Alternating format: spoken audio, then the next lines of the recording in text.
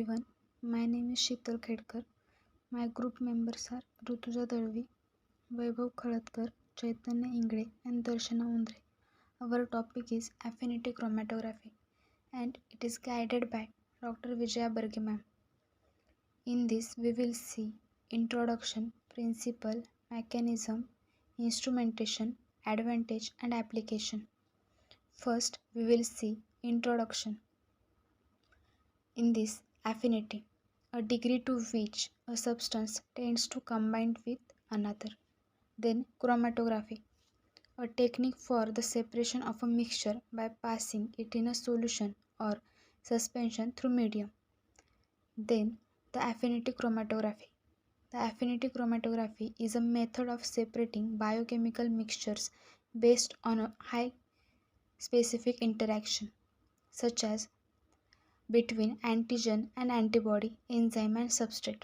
It is a unique technique that is based on a specific biological functions of the biomolecule of interest.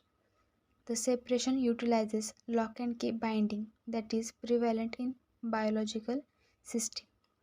Here is the process of protein affinity chromatography. First binding, then wash, and third step is a elute. Then the principle of affinity chromatography, that is the typically stationary phase is gel matrix. When a sample is passed through a column, only solute that selectively binds to complementary ligand is retained. Other sample components elute without retention. During affinity chromatography, the interacting partner of the biomolecule is immobilized on a chromatographic resins. This ligand, fixed to the stationary phase, reversibly binds the desired biomolecules present in a multi-component mobile phase. The materials can be eluted from the column by changing the composition of mobile phase. Then, here is the list of some of the commonly used interactions in affinity chromatography. First column is enzyme and second column is substrate, analog or inhibitor. Antibody, antigen, that is viruses or cells, then nucleic acids, complementary nucleic acids, then nucleic acid, histone or other nucleic acid binding protein, then hormone receptor, metal chelate, histag fusion protein. Then the key stages in affinity purification. First step is affinity medium is equilibrated in binding buffer, then adsorption of target. Third step is elution of unbound material. Fourth step is elute bound targets by changing conditions. Fifth step is re-equilibration. Here is the diagrammatic representation of principles of affinity chromatography. Then we will see the instrumentation of affinity chromatography. Stationary phase, affinity ligand, sample preparations, equilibrations, binding of molecules, elutions, regeneration. First, stationary phase.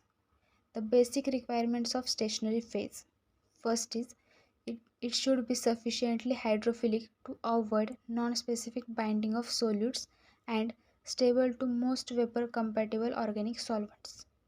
A porous stationary phase permits a high degree of ligand substitution and is more accessible to larger molecules.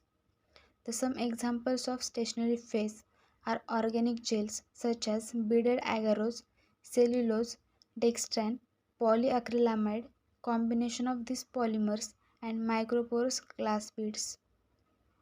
Second is the affinity ligand. There are two types of affinity ligand: specific ligands and group specific ligands. Specific ligands bind only to one particular solute. These are high selective by using short columns to perform separations by step elution in less than 1 minute. Group specific ligands. Group specific ligands binds to certain groups of solutes. This can be separated in one step as a group or separated from each other using isochromatic or gradient elution techniques. For better separation, longer or more efficient columns must be used.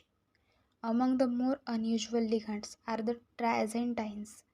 This dies binds at nucleotide binding site of many enzymes, but also bind hydrophobically to many other proteins including albumin. Third step is sample preparation. The sample must be clear solution. This is achieved by centrifugation or filtration method. Then solubility and stability of the sample can be influenced by pH, the salt concentration or the presence of any organic solvent. The sample components interfering with the target protein or a ligand should be removed before loading on the column. Fourth step is equilibration with a buffer facilitating the specific interaction. The chromatographic column is washed with 3-4 column volumes of the starting buffer. Sample must be equilibrated with the starting binding buffer. Fifth step is binding of the molecules of interest and washout of the unbound molecules. In case of high affinity samples, high flow rate may be applied, and in the case of weak interaction or slow equilibration process, reduce the rate of sample loading. After sample application, wash out the column with binding buffer until the unbound components are removed. The sixth step is elution of molecules of interest by changing the composition of the mobile phase. In this there are two methods. First is a elution via pH and or ionic strength changes. In this, decreasing the interaction strength between ligand and target protein. Changes in pH with change the ionization state of charged groups of the ligand and target protein. So it changed the strength of interaction. Increasing the ionic strength reduce the interaction strength. Second one is competitive elution. These are the competing for pre-existing interaction. The cell extract containing the histag fusion protein is purified using Ni2 plus chelate columns, that is nickel chelate column. Then the advantages of affinity chromatography: extremely high specificity, high degrees of purity can be obtained, the process is very reproducible, the binding site of biological molecules can be simply investigated. In many cases, it allows for single-step isolation of desired biomolecules. Application: it is used for isolation and purification of all biological macromolecules. It is used to purify nucleic acid, antibodies, and enzymes. Used in genetic engineering, nucleic acid purification.